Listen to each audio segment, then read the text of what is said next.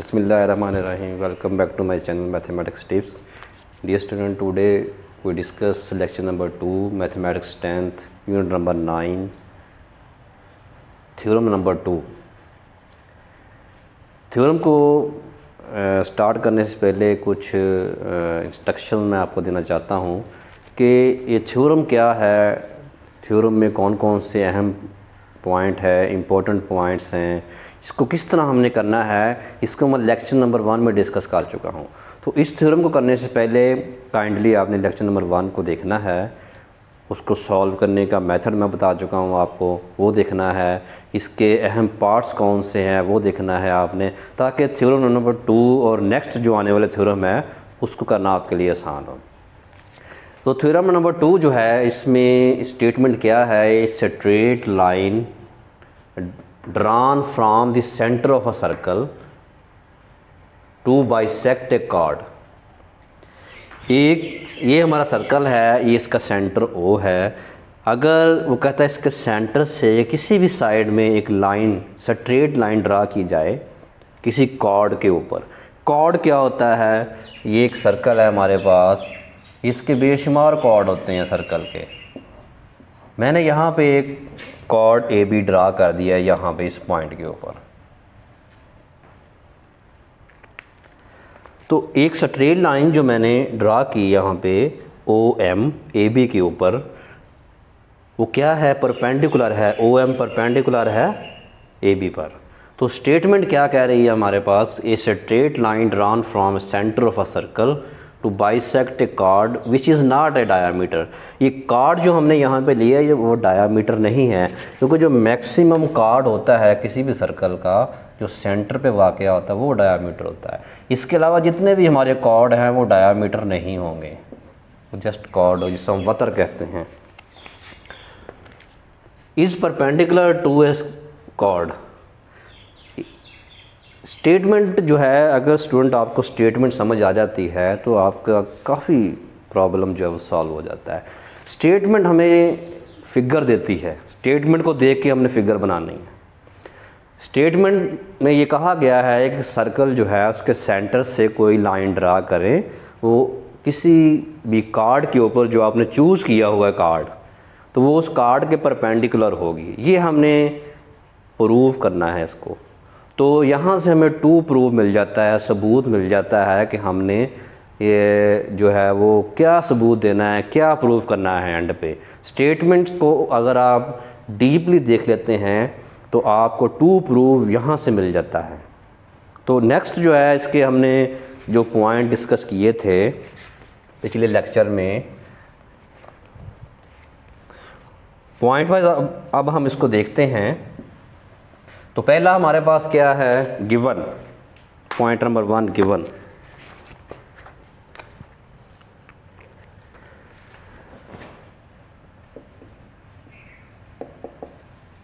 Given क्या है, मालूम है,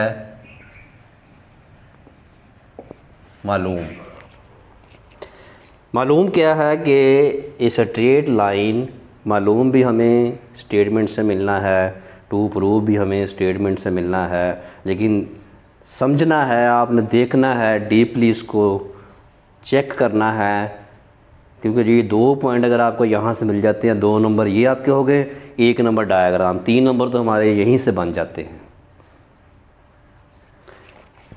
M इज़ अ पॉइंट, यहाँ पे हमने सर्कल में M एक पॉइंट लिया जो कि मिड पॉइंट है AB का। M is a point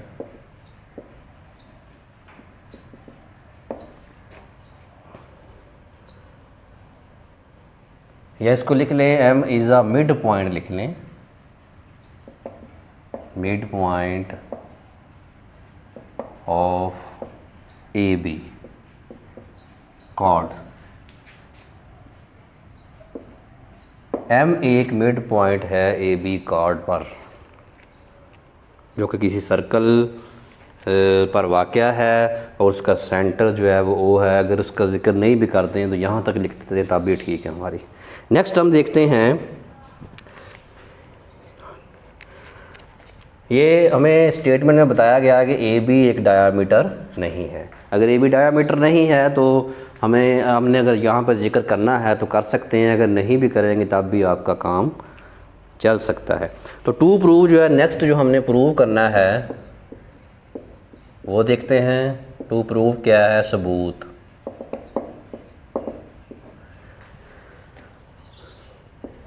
OM is perpendicular to the chord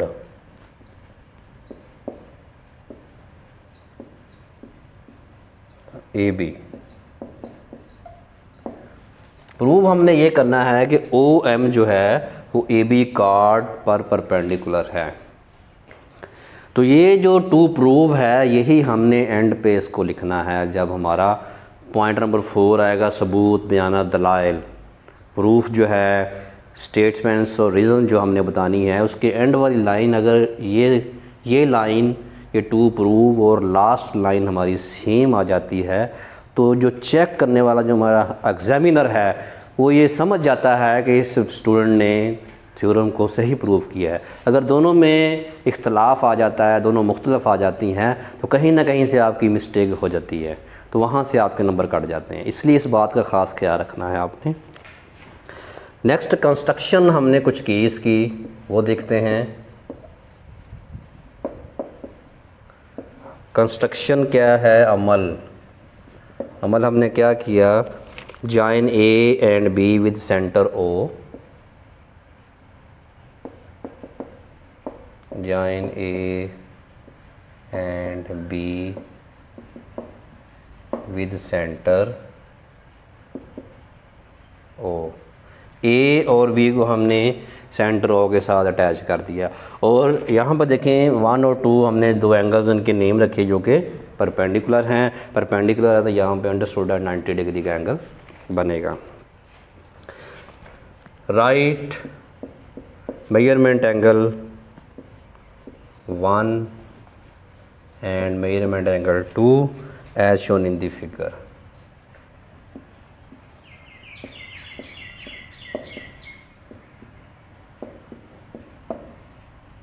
figure में हमने ये जो परपेंडिकुलर पॉइंट M है वहाँ पे हमने एंगल नंबर 1 और एंगल नंबर 2 अपने पास इनके नेम रखे, जो कि राइट एंगल है और राइट एंगल है। इट्स मीन दैट कि यहाँ पे 90 डिग्री का एंगल बनेगा। जब भी कोई परपेंडिकुलर बाइसेक्टर हम ड्रा करते हैं तो वहाँ पे अंडरस्टूड है कि 90 डिग्री का एंगल बनता है, राइट एंगल बनता है।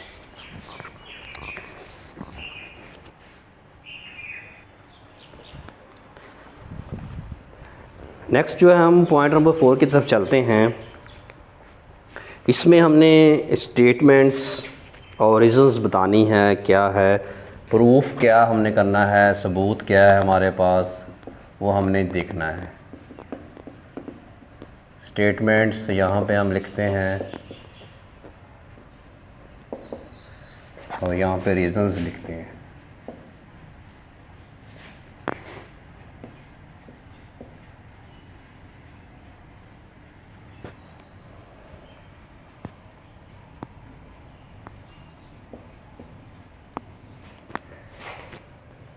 बयानात और दलाइल।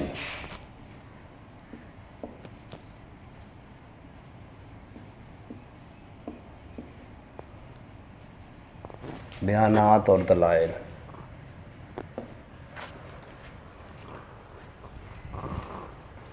ये फिगर जो हमने बनाई है, इस फिगर से हम ये सारे जो बयानात और दलाइल है यहाँ से हम क्रिएट करेंगे। नंबर 1 ये देखें कि हमारे पास 2 ट्राइंगल्स बन रहे हैं जो कि राइट एंगल है। पहली ट्राइंगल कौन सी है? OAM और दूसरी है OBM। इन ट्राइंगल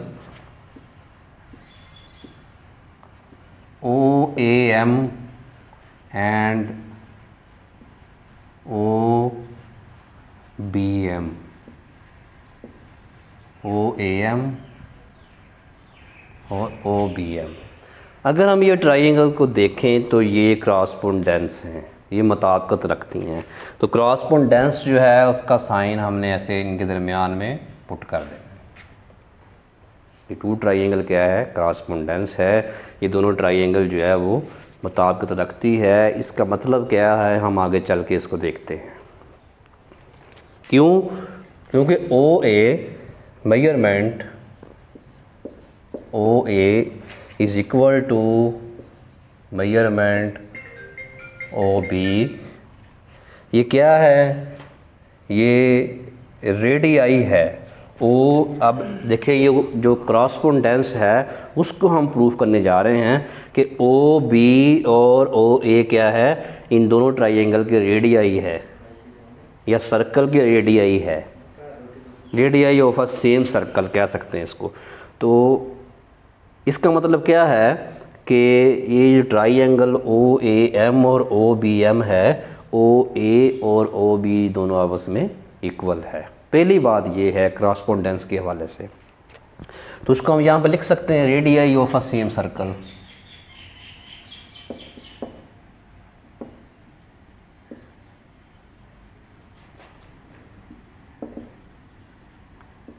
ये सेम सर्कल जो है उनके रेडियाई है।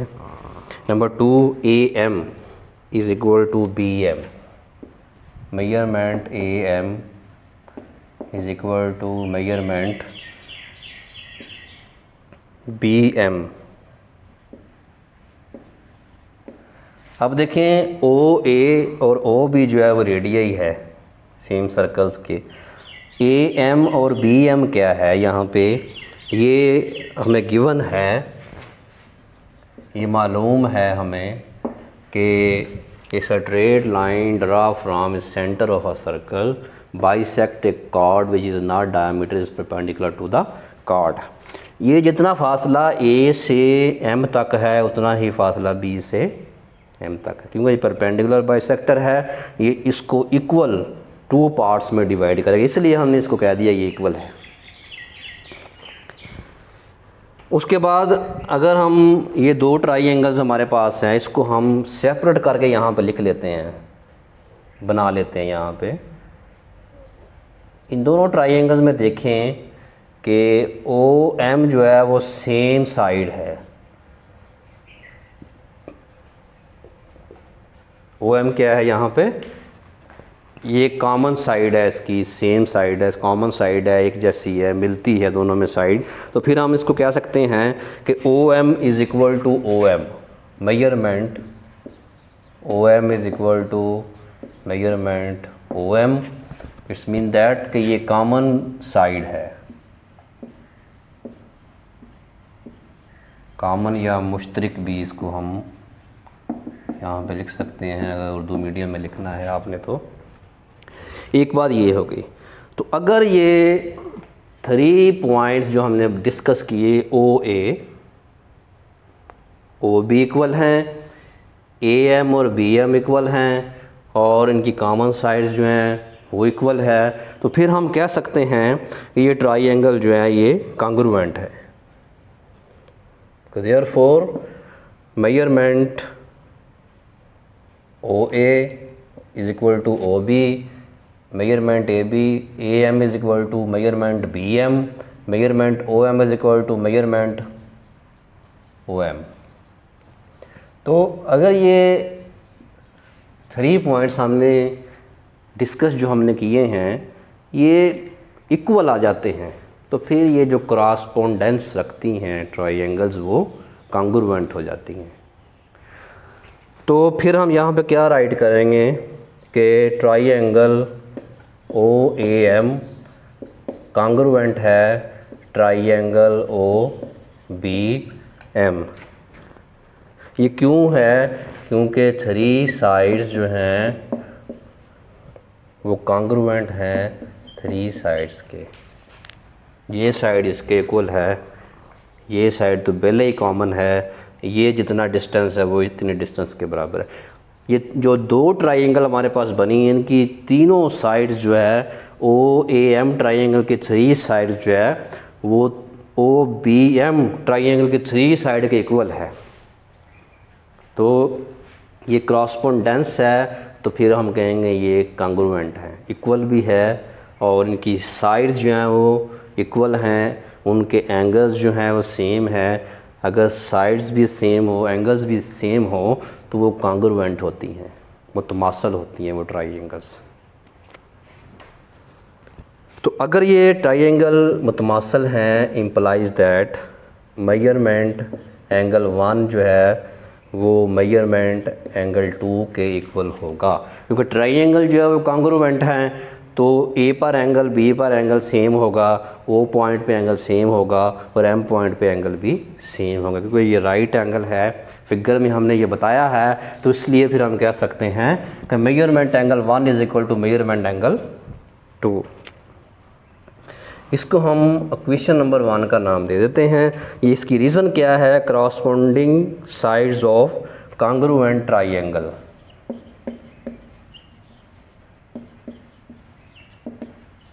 corresponding sides of a congruent triangle। ये congruent triangle जो हैं उनकी corresponding sides हैं, जो कि एंगल राइट एंगल बना रही हैं, एंगल नंबर 1 बना रही है और एंगल नंबर 2 बना रही है। ये रीज़न है हमारी। That is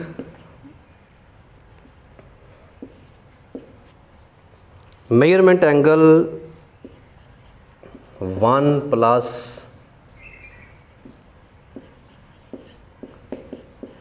measurement angle 2 is equal to measurement angle A M B is equal to 180।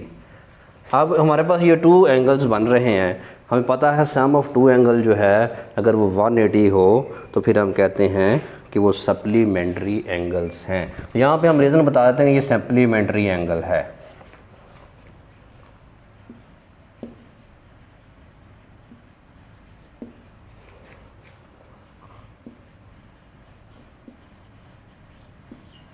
Supplementary angles, क्योंकि ये जो 2 हमारे एंगल्स हैं इनका सम हमने 180 की को रखा।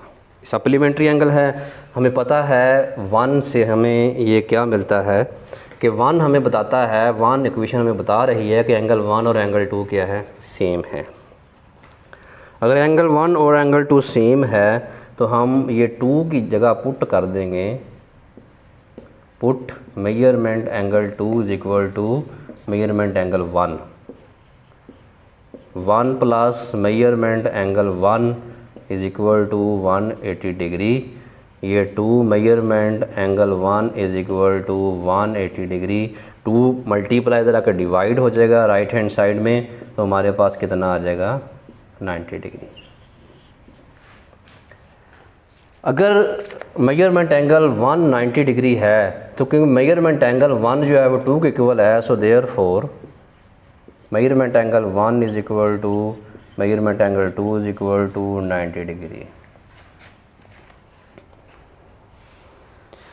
अगर एंगल नंबर 1 जो है वो 90 का हो, एंगल नंबर 2 भी है 90 का हो, तो इसका मतलब है कि वो परपेंडिकुलर है। वो लाइन जिस लाइन के ऊपर एंगल 1 और 2 बन रहा है और जिसके ऊपर परपेंडिकुलर है वो लाइन, स्टेटमेंट की तरफ दोबारा चलते हैं। Line straight line drawn from A centre of a circle bisect A card, एक कार्ड को बाइसेक्ट कर रही है। अगर ये बाइसेक्ट कर रही है, यहाँ पे 90 का एंगल होना चाहिए, तो वो हमने प्रूफ किया है कि एंगल नंबर 1 और 2 जो है वो 90 डिग्री है।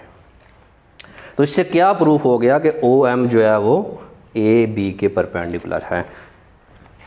That is OM is perpendicular to AB chord. तो ये हमारे पास प्रूफ हो गया।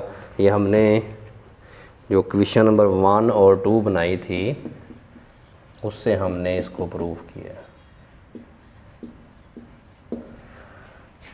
तो स्टूडेंट, परपेंडिकुलरिटी का मतलब ही यही है कि एक लाइन दूसरे के अगर अमूद है, बाइसेक्ट कर रही है, तो वहाँ पे अंडरस्टूड आपका एंगल जो है वो 90 का बनना चाहिए।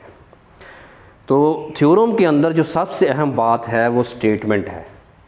स्टेटमेंट के ऊपर फोकस करना है अगर आपने थ्योरम को सही प्रूफ करना है। तो बाकी जो बातें हैं वो पिछले लेक्चर में मैंने बताई हैं, इसको देखने से पहले उसको लाजमी देखना है आपने, ताकि ये आसानी से आप इसको याद कर सकें। उम्मीद है मेरा लेक्चर नंबर 2 आपको पसंद आया होगा, और अगर कोई मसला हो तो कमेंट्स में बताना है। मिलते हैं नए लेक्चर के साथ। अस्सलाम वालेकुम। अल्लाह हाफिज़।